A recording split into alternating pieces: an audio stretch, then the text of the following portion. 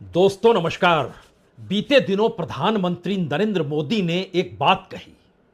उन्होंने कहा कि यह देश धीरे धीरे अगले 1000 बरस के लिए तैयार हो रहा है। जाहिर है यह बात कोई भी तत्काल में समझ नहीं पाएगा कि 1000 बरस के लिए यह देश कैसे तैयार हो रहा है, क्योंकि इस देश को आजादी मिली। आजादी के बाद देश का अपना संविधान है, संविधान के अनुसार कानून है और कानून के आश्रय इस देश को चलना है। तो फिर इससे हटकर कोई देश नए तरीके से कैसे खड़ा होगा, और वह भी 1000 बरस के लिए? आज यह सवाल शायद कुछ समाधान आपको दे डाले, क्योंकि यह देश धीरे धीरे कैसे मुहाने पर जाकर खड़ा हो रहा है, जहां पर जनता जिस सरकार को चुनेगी वह सरकार का हर कार्य कानून होगा।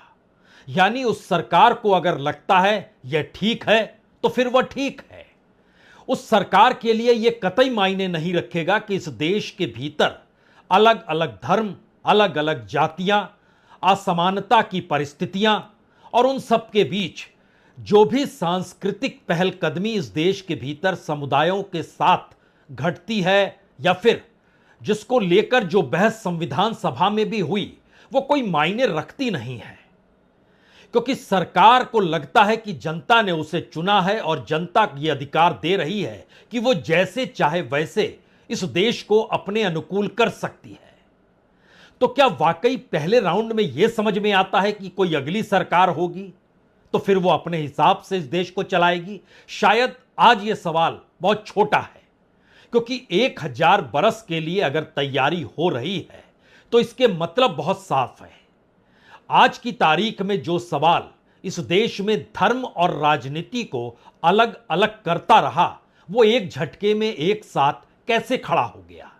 इस देश के लोकतांत्रिक प्रतिबिंब जो अलग अलग संस्थानों के जरिए कहीं स्वायत्त होकर, कहीं संवैधानिक होकर कार्य करते रहे, वह एक झटके में सत्तानुकूल कैसे हो गए। और इन्हीं परिस्थितियों में यह बार बार क्यों लगने लगा इस देश की अदालतों से भी वैसे ही फैसले निकल रहे हैं जो सत्ता को अच्छे लगते हैं या सत्ता के अनुकूल हैं। तो आइए आज एक नायाब शुरुआत करते हैं। इस शुरुआत का मजमून बहुत साफ है। इस देश में क्या वाकई किसी दूसरे राजनीतिक दल की कोई जरूरत है? अगर उन राजनीतिक दलों की जरूरत लोकतंत्र के लिहाज से है तो फिर लोकतंत्र का मंदिर और लोकतंत्र के प्रतीक की वो तमाम इमारतें क्या वाकई कोई मायने रखती हैं? यह सवाल आज बीजेपी के खिलाफ, यानी सत्ताधारी प्रधानमंत्री मोदी के खिलाफ खड़े तमाम राजनीतिक दलों को लेकर भी आप सोच सकते हैं, और जो प्रधानमंत्री मोदी यानी बीजेपी के साथ एनडीए गठबंधन में साथी हैं उनको लेकर भी आप सोच सकते हैं।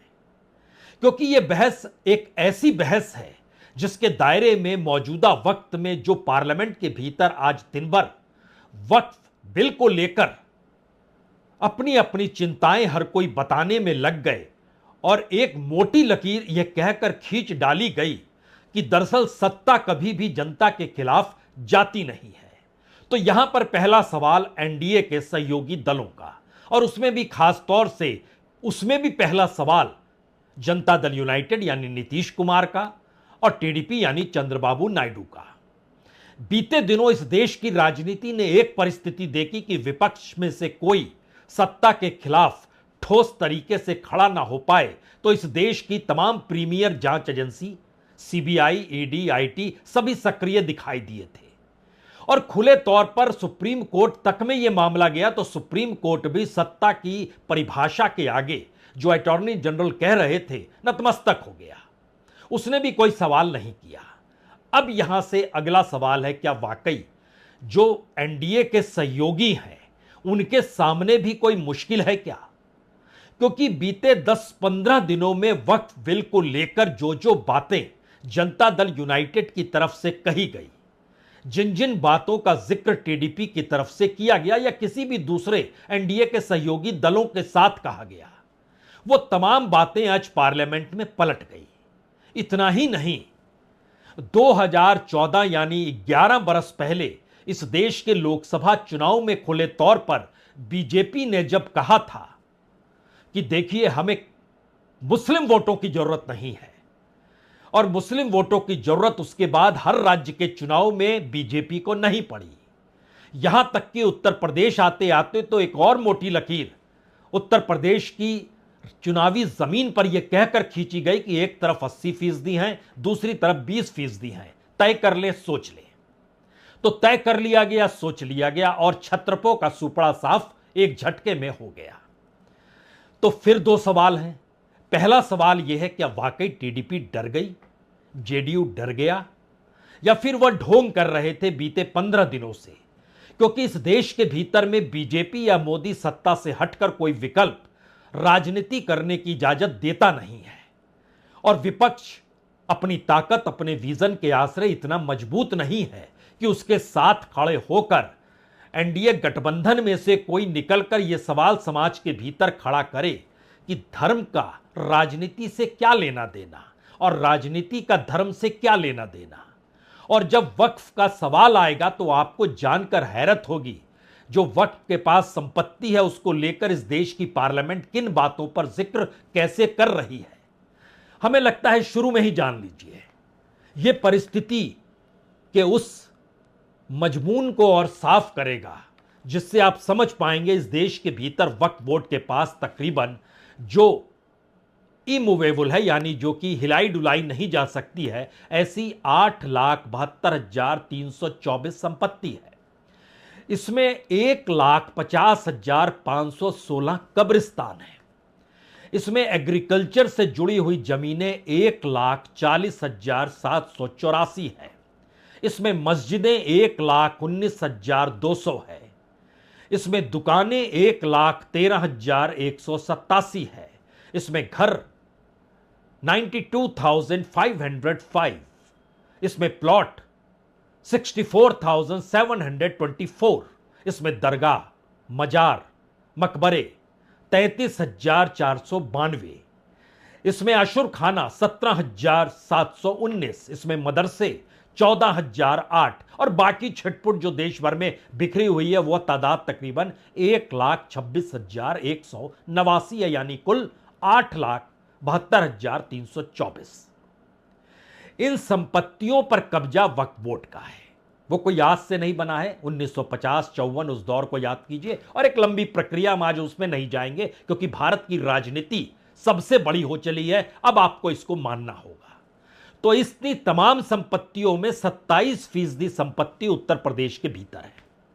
2,32,547 जो अलग अलग इमारतें हैं, जो भी चीजें हैं, वो इतनी लगभग 27% उत्तर प्रदेश के भीतर है। वेस्ट बंगाल में 9% है, तकरीबन 80,000 से कुछ ज्यादा। पंजाब में भी 9% है, लगभग 75,000 से कुछ ज्यादा। उसके बाद तमिलनाडु में 8%, लगभग 66,000। कर्नाटक में लगभग 7%, 62,000। केरल में भी लगभग 53-54,000 यानी 60% आया, और गुजरात में लगभग 39-40,000 यानी 5% के करीब आया। ये पूरा डाटा जो है Waqf asset management system of India के द्वारा तैयार किया गया है। इसकी जानकारी शुरू में दे देने की जरूरत इसलिए है क्योंकि मौजूदा वक्त में या फिर इस देश के राजनीतिक इतिहास में इस देश के सामने जो संकट सामाजिक आर्थिक तौर पर लोगों के साथ जुड़ा रहा, उस पर चिंतन मनन इस देश में खूब हुआ है और पूरी राजनीति उसी के इर्द गिर्द घुमड़ती रही है।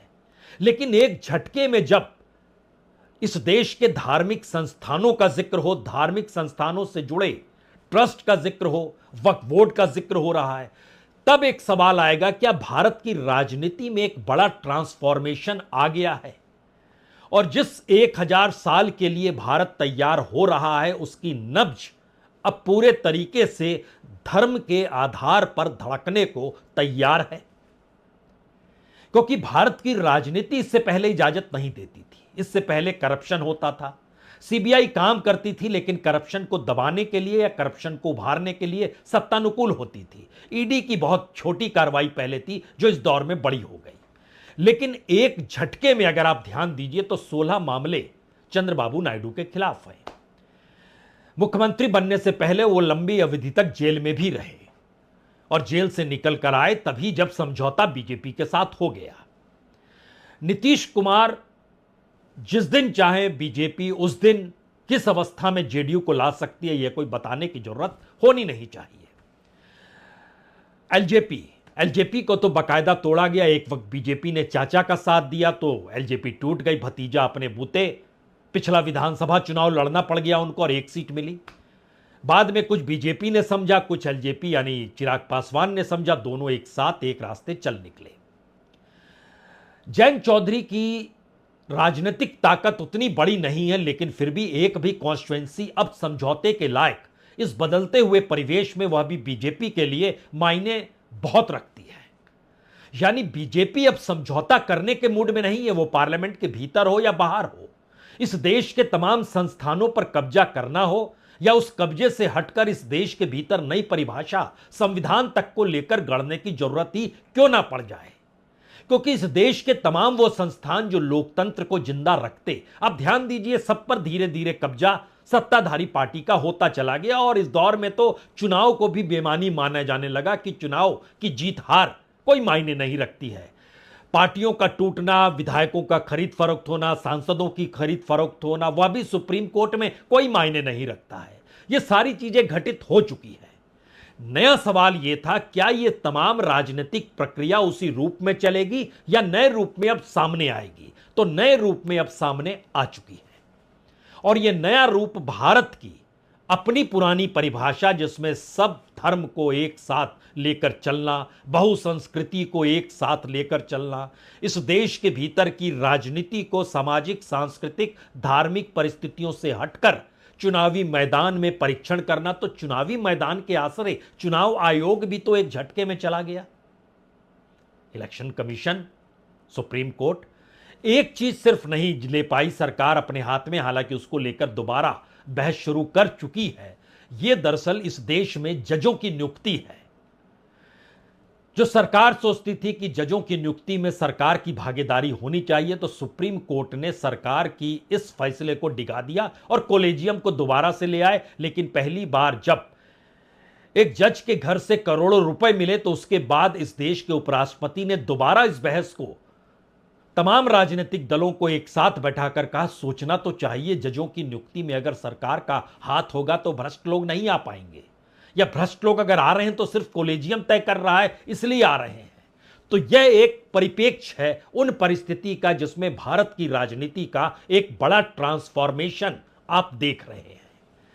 अब आपके सवाल यहां पर होगा कि देखिए, बात तो प्रॉपर्टी की है, बात तो इस देश के भीतर में उस संपत्ति की है, रेवेन्यू की है, और जिले दर जिले रेवेन्यू की ताकत तो डीएम के पास होती है। डीएम ही मामले को सुलझाता है, सही बात है, वही ताकत है, उसी रूप में है। लेकिन उस पूरी परिस्थिति के भीतर हमें लगता है एक बार आप इस पार्लियामेंट के भीतर घुसिए। दो लोगों के वक्तव्य हम आपको सुनाते हैं। शुरुआत में जिन्होंने बिल रखा, किरण रिजिजू जो मंत्री हैं माइनॉरिटीज, और दूसरी तरफ अरविंद सावंत जो उद्धव ठाकरे की पार्टी के सांसद हैं और हिंदुत्व का तमगा भी लिए रहते हैं, उठाए रहते हैं, और एक वक्त बीजेपी साथ थी, संघ का साथ था। अरविंद सावंत खुद भी उस जेपीसी के भीतर मेंबरान भी हैं, जो बता रहे थे कि जिन बातों का जिक्र होता था वक्फ बिल को लेकर, उसमें कहा गया बातचीत तो करेंगे लेकिन आखिर तक कुछ नहीं हुआ। लेकिन उस हिस्से को छोड़ दीजिए, दोनों को एक साथ सुनिए जरा, तब आप समझ पाएंगे कि दरअसल मामला संपत्ति का नहीं है। मामला इस देश में सिर्फ मस्जिदों का नहीं है। मामला इस देश में इस आश्रय नहीं है कि दरअसल कानून एक होना चाहिए। दरअसल ये पूरी परिस्थिति इस देश की धार्मिक और सांस्कृतिक धरोहर के उस राजनीतिकरण की दिशा में बढ़ते हुए उसको एक नए एस्पेक्ट में जो आर्थिक ताकत के साथ जुड़ी होती है, उसके साथ सत्ता ने कैसे परिभाषित करने की सोची है।